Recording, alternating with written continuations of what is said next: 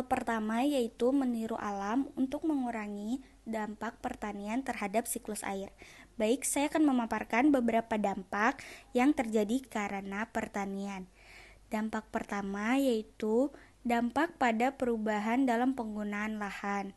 Dapat menyebabkan deforestasi, konversi lahan menjadi pertanian, mengurangi evapotranspirasi, lalu meningkatkan aliran tanah yang dapat menyebabkan erosi. Dampak kedua yaitu dampak terhadap interaksi pada hutan dan air. Dengan terjadinya deforestasi, maka dapat mengganggu siklus air, mengurangi curah hujan, dan mempengaruhi aliran sungai. Dampak ketiga yaitu dampak terhadap kualitas air.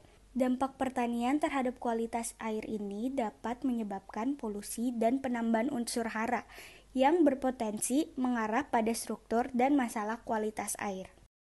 Baik, pada jurnal yang kedua yaitu siklus air global yang terbagi menjadi 6 poin.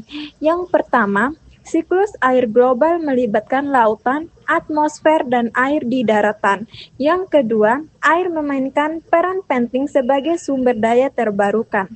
Yang ketiga, model atmosfer, daratan, sungai, samudra diperlukan untuk menilai kelangkaan air di masa depan. Yang keempat, pertumbuhan populasi lebih berdampak pada tekanan air dibandingkan perubahan iklim. Yang kelima, perdagangan air virtual dapat menghemat sumber daya air global. Yang keenam, krisis air di masa depan memerlukan penelitian untuk pengembangan keberlanjutan. Jurnal yang ketiga, judulnya Penguapan dan Anggaran Energi di Danau Vegoritis Yunani. Jurnal tersebut menjelaskan bahwa penguapan merupakan salah satu komponen terbesar dari anggaran air danau sebagai penyebab utama hilangnya air dari permukaannya. Proses penguapan bergantung pada ketersediaan energi termal dan defisit tekanan uap antara permukaan yang menguap dan udara di atasnya yang pada gilirannya bergantung pada faktor meteorologi seperti suhu, kelembapan relatif, dan kecepatan angin.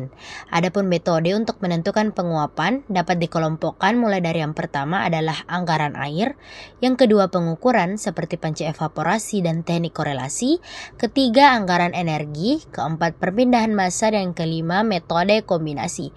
Teknik anggaran energi dan korelasi eddy adalah dianggap sebagai metode yang paling akurat. Kedua metode tersebut sulit untuk diterapkan.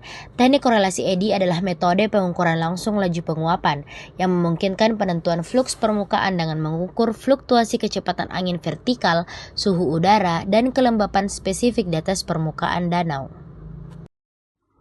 Baik, di sini saya akan menjelaskan mengenai jurnal yang keempat, yaitu Jurnal Kemajuan dalam Pemahaman Respons Skala Besar Siklus Air. Siklus air global menggambarkan sirkulasi air yang terus-menerus melalui atmosfer, permukaan, dan bawah permukaan bumi yang memanfaatkan simpanan air yang sangat banyak di lautan, bongkahan es yang besar, dan jauh di dalam tanah. Nah, temuan utama dari jurnal ini yaitu, meskipun termodinamika memprediksi peningkatan uap air di atmosfer sebesar 7% untuk setiap kenaikan suhu 1 derajat Celcius, curah hujan dan penguapan global diproyeksikan meningkat hanya sekitar 2-3% per 1 derajat Celcius karena penyesuaian atmosfer. Kemudian, peningkatan curah hujan di daratan diperkirakan lebih kecil dibandingkan dengan lautan karena keterbatasan konvergensi kelembapan dan penyesuaian atmosfer yang cepat. Kemudian, aktivitas manusia seperti ekstraksi air, irigasi, dan perubahan tata guna lahan juga berkontribusi pada perubahan regional dalam siklus air. Nah, respon cepat dan lambat dari siklus air terhadap perubahan iklim sangat penting untuk memprediksi ketersediaan dan pola air di masa depan. Penelitian ini membahas peningkatan siklus air global yang terjadi lebih lambat daripada yang diprediksi oleh teori Clausius-Clapeyron, di mana kapasitas udara untuk menampung uap air meningkat sekitar 7% per derajat Celcius. Dengan menggunakan data salinitas dari tahun 1950 hingga 2010, penelitian menemukan bahwa amplifikasi siklus air hanya 3,0, kurang lebih 1,6% per derajat Celcius.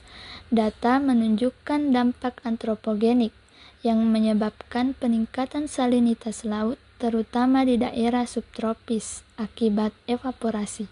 Ketidakpastian dalam prediksi siklus air global masih tinggi, yang menekankan perlunya pengamatan salinitas yang lebih akurat untuk memahami dampak perubahan iklim di masa depan secara lebih jelas.